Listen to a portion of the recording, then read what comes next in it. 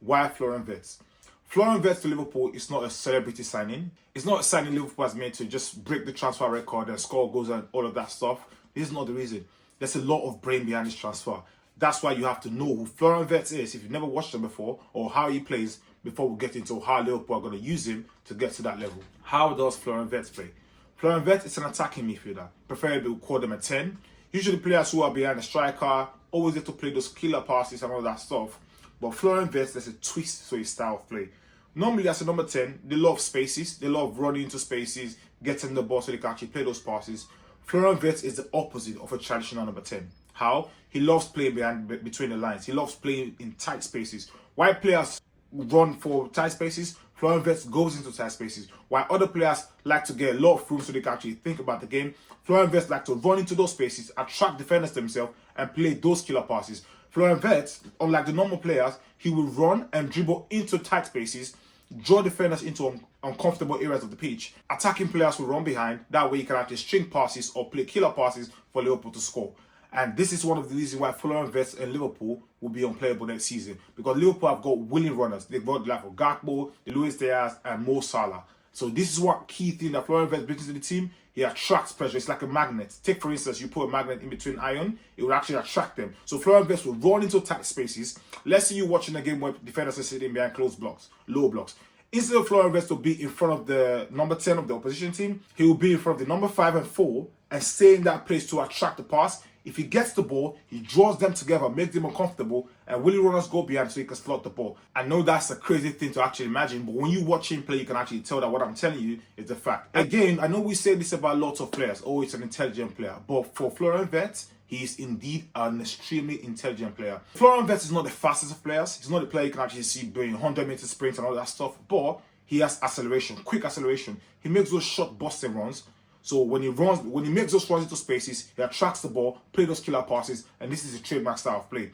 So when you watch Liverpool play next season with Florian Wirtz on the lineup, you will see those short runs. He could just be walking or trying to jog between the lines. Before you know it, short busting runs. When he makes those short runs, he runs behind, string those little passes, allow other players to go forward, and they'll score goals. And to clarify what I just spoke about earlier, if you look at last season, for players with the highest touches on the ball, the top 100, Florian Wirtz was ranked number 90 on that list.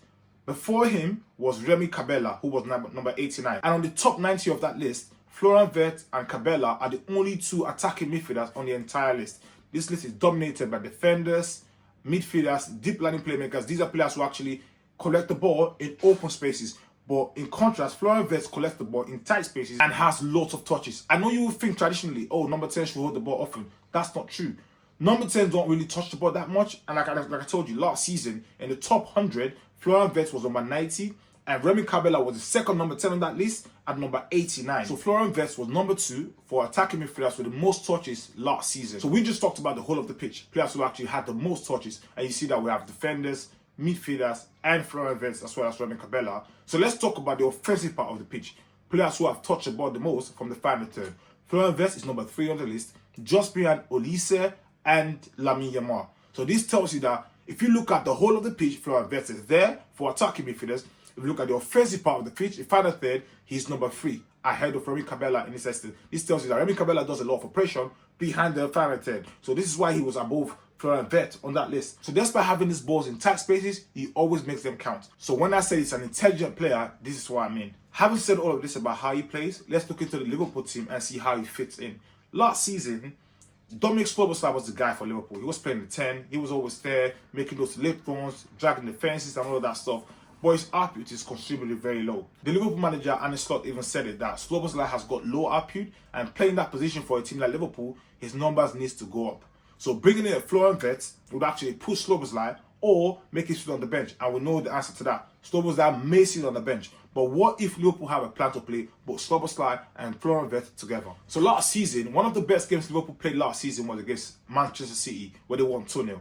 The tactics that was played in that game was a 4-2-4. Sloboslai was on that pitch. Liverpool played a different style, and it's not introduced a new style that I believe he will play more this season. And what did that do? That was a number 9 and a false 9. Before we talk about any other thing, I think there's something about Florian Wirtz I don't talk much about. he's extremely good defensively.